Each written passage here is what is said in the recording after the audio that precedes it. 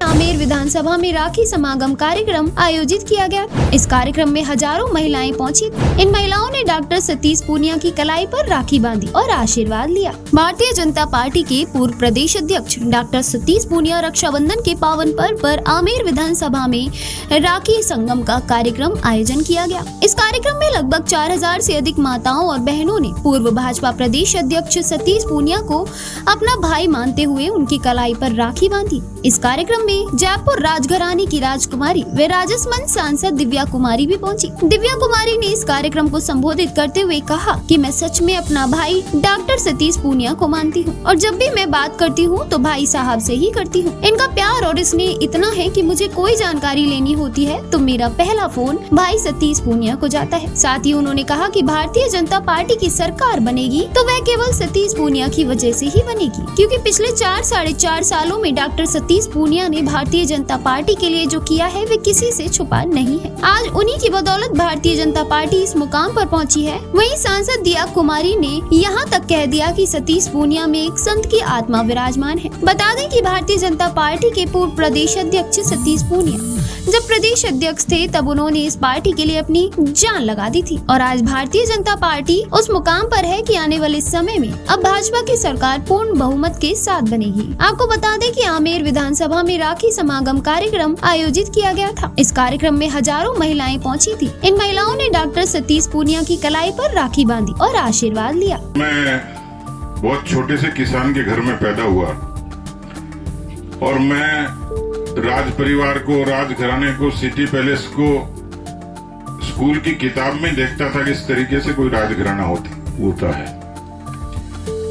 लेकिन दिया जी तो उल्टा कह रही थी कि मेरा उन पर कोई एहसान है। लेकिन आप देखिए, कल्पना करिए कि जिस किसी गांव के एक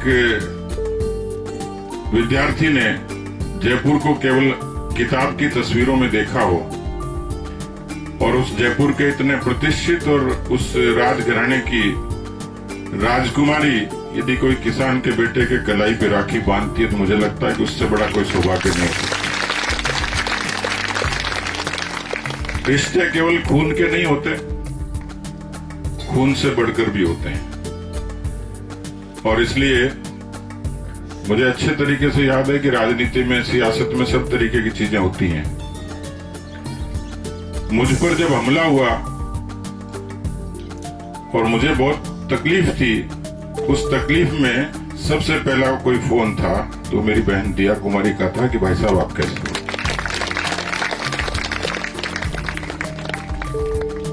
और आज भी अभी चर्चा चल रही थी कि वो राजसमंद से सांसद हैं। जयपुर के महल से, जयपुर के राजमहल से राजसमंद तक ये सफर केवल तकदीर से नहीं होता है, इतना सफर पुरुषार्थ से ही होता है।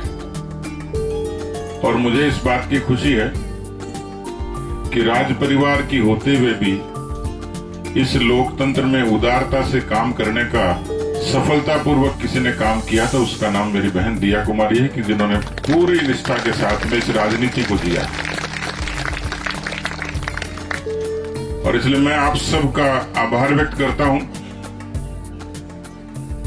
ये कार्यक्रम और हमारी भावना ये केवल राजनीतिक नहीं है।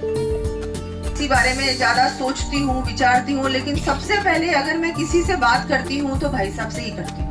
तो उनका जो भी वो कहते हैं, और एक बहुत ऐसे व्यक्ति हैं कि मुझे लगता है कि इनके अंदर तो एक कोई संत की आत्मा ही होगी, क्योंकि इतना नहीं भाई साहब सही है। राजस्थान को जब संभाला है ना इन्होंने, जब राजस्थान को संभाला, उस समय राजस्थान को संभालना आसान नहीं था। नहीं, भाभी जी तो है, लेकिन जब उन्होंने संभाला वो समय ऐसा था कि संभालना आसान नहीं था, हम सब जानते हैं। आज तो चुनाव का समय और सबको पता है कि भारतीय जनता पार्टी जीत रही है, सब जानते हैं, बहुत अच्छी बड़े बहुमत से जीत रही है। लेकिन जब भाई साहब ने भारतीय जनता पार्टी को संभाला था राजस्थान में, उस समय परिस्थितियां ऐसी नहीं थी और संभाल के आज यहाँ तक पहुँचाया है कि भारतीय जनता पार्टी जीत रही है। ये बहुत बड़ी उपलब्धि है और ये आसान काम नहीं था।